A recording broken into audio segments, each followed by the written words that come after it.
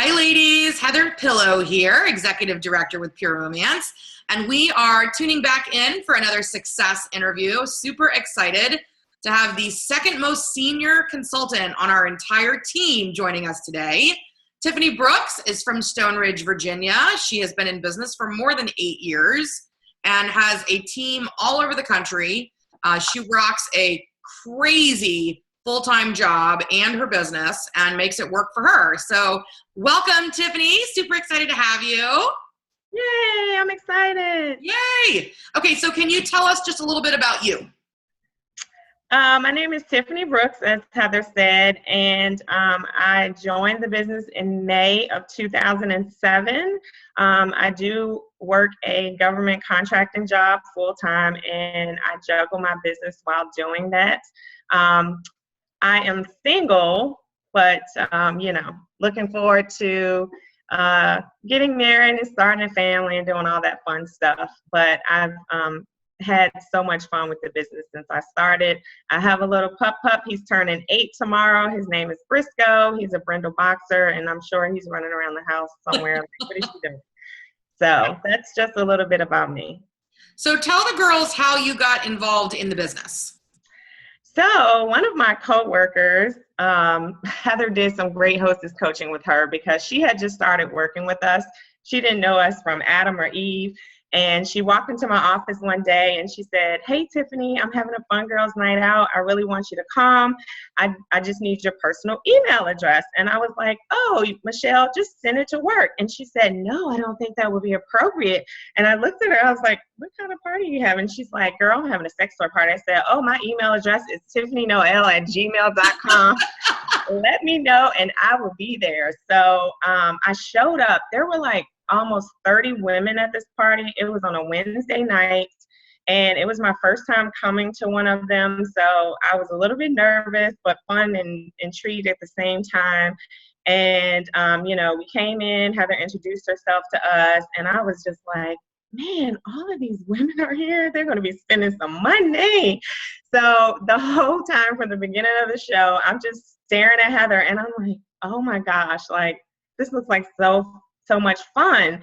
And honestly, I was looking at having a part-time job because I had worked in retail during Christmas time over the years. And really, for all the hours I was putting in working retail, I really wasn't making a lot of money after you take out taxes. So I was sitting there like, I have these student loans, and Heather was talking about the opportunity. And I said, you know what? I probably can make way more money in less amount of hours doing this part-time than going back into retail. So I decided to give it a shot and see how it would work. Oh, sorry, that's my crazy dog. And then Sushi, come here. He's gonna bark, and then Briscoe's gonna hear him, and we're gonna have one big puppy fest. So I have to share with the girls from my perspective. Come here, buddy. It is absolutely one of the funniest stories ever out of anybody that I have ever signed onto our team, because Tiffany was right. It was absolutely a rockin' rowdy party. It was standing room only. People were sprawled all over the floor. And I just remember Tiffany being in the front row, and she had this incredibly serious face, not like she was studying me, but just like she just wasn't having it. I was like, I was only a year in business, not even that, I don't know.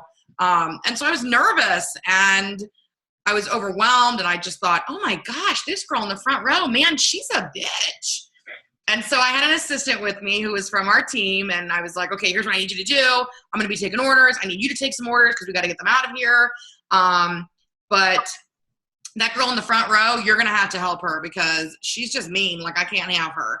And probably 45 minutes later, my assistant walks in and she was like, that mean girl in the front row? I'm like, yeah. She was like, she wants to join our team.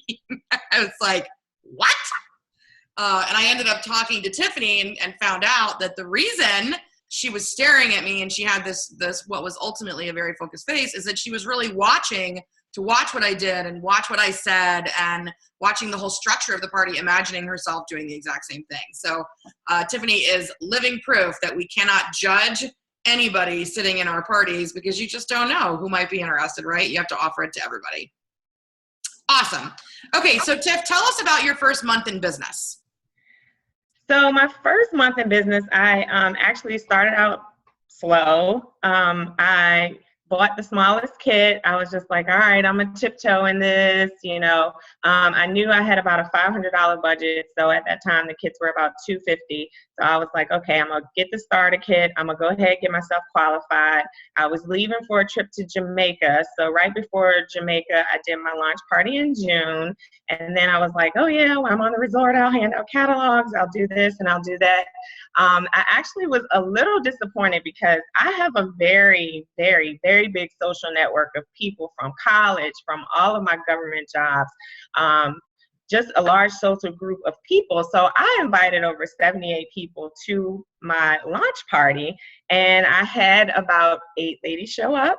And Heather was there. That's back when Heather used to come to all of our launch parties. I was like, oh my God, I was so nervous. But I did it. My launch party was about $400. And 2 of my girlfriends booked from that show. I had coupons or gift certificates there. So I said, if you book a party with me, you'll get $50 in free stuff the night of your party. So I did book 2 parties. And so I was mad. I was like, you people are supposed to be my friends. So at that time, I was like, I'm getting on the phone, calling all of you people that said you were going to come, canceled on me last minute. And I just went down the list, and I didn't tell them how the party ended up. I just said, you missed out on a fun party. I'm so sorry you couldn't come to my launch party, but you and your friends would surely enjoy this, and you would get a free shopping spree. So I was able to book a couple of more shows after that. My first party outside of my circle of friends was actually with a pastor. She had a adult ministry group for married women, and she's like, okay, can you do a mouth party? And I was like, okay, I'll do a mouth party, but you know, I have the bedroom accessories with me in the shopping room, so if any ladies have any questions, I can help them. So I'm doing the party, and I get to the end, and all the ladies are like, where are the toys? And I was like, well, Pastor T said that she wanted me to do a mouth party. So I was like, don't worry, ladies. I whipped out my toys, and I did the toy demo, and it was about a $600 party, and I got some additional bookings from that. And then I had my first $8,000 month in August after signing. So I was like a steady Eddie, and promoting, and everything that I did in the first 90 days came back to me in August. Awesome. Yeah, that was only 4 months in. Yep. Yeah, right on. So tell us about your first recruit. How did you meet your first team member? Oh my gosh. I was recruiting talker because I was like, I gotta sign somebody. I gotta have a team. I gotta sign somebody. So I was focused. After I had that $8,000 month, I was focused. I met my first recruit lead at one of my girlfriend's party, who actually had joined our team, my friend Cherie. And the girl name was Danielle. And we had a kid sale in October, and I was just on it. It was like everyone I met in August, I was following up with them, talking to them. And then she signed at 11:50 on October 31st, the last day of the kid sale. But I was so excited, and I was revved up, and I was like, okay. Back then we had jewels were the levels. I was like, I had to be a ruby. So I was on it, and then I got my next recruit. So I was just determined to get to those levels. I love it. You've always been very determined. So tell the girls what your highest party sales ever are to date. So my highest party ever was $2,300. And that was a party I actually did out of the country in Jamaica.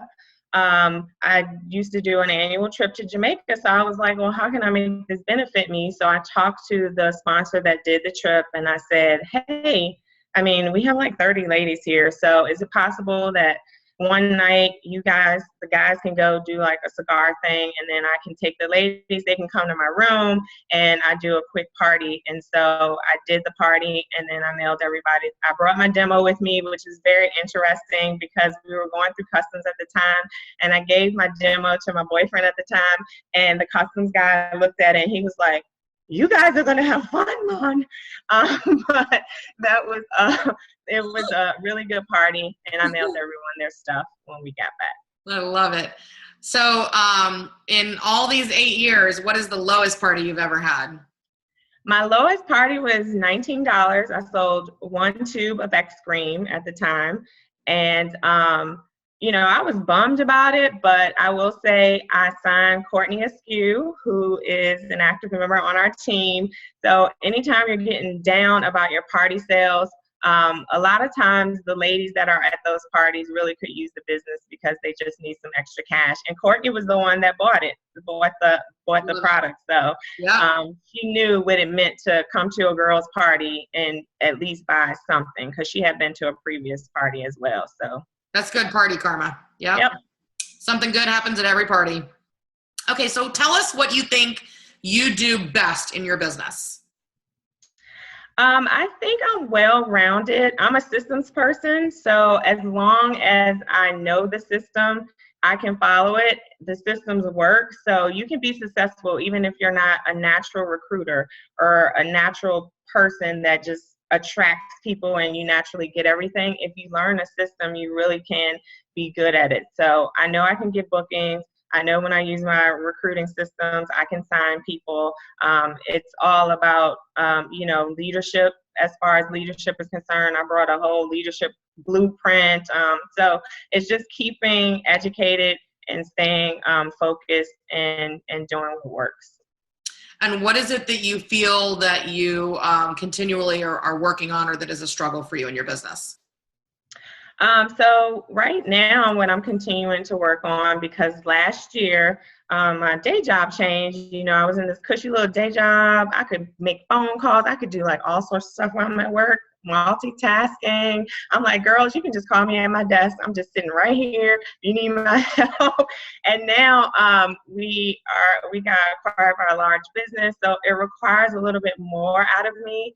And sometimes I have to work in secure areas, so I don't have access to my phone. And I'm like in meetings all the time. So I'm like, oh my gosh, like how can I balance what I used to do, because it used to be so easy for so many years. So now I'm just trying to figure out those things. So Monday was my first step. I said, I'm gonna close my door for an hour and pretend like I'm in a meeting. And so that's what I did. And, I talked to a couple of former team members. They came back. I made a couple of follow-up phone calls from a bridal show and confirmed those parties. So now I have a system that can work. And even if I have to put in like a fake appointment in my calendar at work so someone doesn't schedule a meeting, that's what I have to do, because I have some new goals and some new things. I should be debt-free by now. I've been in this business for 8 years. I should have no debt at all. So that's my goal now. Now, tell the girls what you have paid off, because this is amazing. So in the first 2.5 years of my business, I paid off roughly $70,000 in student loan debt. After that, I paid about $20,000 in doing renovations to my home. And I've just continually used the extra cash to vacation and have fun, because I like being a socialite and doing things. And you own your own home in Northern Virginia, and you drive a fat daddy Mercedes, all financed by you like a boss. That's right. Yes. Love it. Love it. Is there anything that you are working towards right now, or that you're excited to achieve in the next coming months? So there's this thing. So in 8 years, I realized there was a pattern. I was like, let me go look at some things. I was looking at my recruiting over the the first 3 years I was in business, and I found this little era, and I was like, hold up. I had a recruiting drought like every couple of years. I'm like, what is going on with that? So right now I'm re-energized. I can't let my own self not offer people the opportunity because of whatever it is that's inside of me. This is a great business. It's helped so many women. I've recruited over 300 women since I've been in the business, and even if they're still not active, the business did something for them at that point in time that they needed it. So I have to continue to do that. So now I'm just trying to get back into recruiting, and I hope to be back to senior director by December. Excellent. Awesome. Is there anything else that you'd like to share with the girls that are watching? All I have to share is anytime that you want to give up, that's when you're about to have your biggest breakthrough. You may think, oh my gosh, what's going on? Just keep the faith, keep hope alive in your business. It will come back around. And while you're on those highs, don't continue to dwell in the highs for so long. Keep moving forward to your next thing, so you don't constantly find yourself going up and down, up and down, up and down. Just keep progressing, keep doing what you're doing, so you can have a continually successful business. Awesome. Thank you so much for taking the time to share with us tonight, and thank you for all of your many years on our team. We love you. Thank you.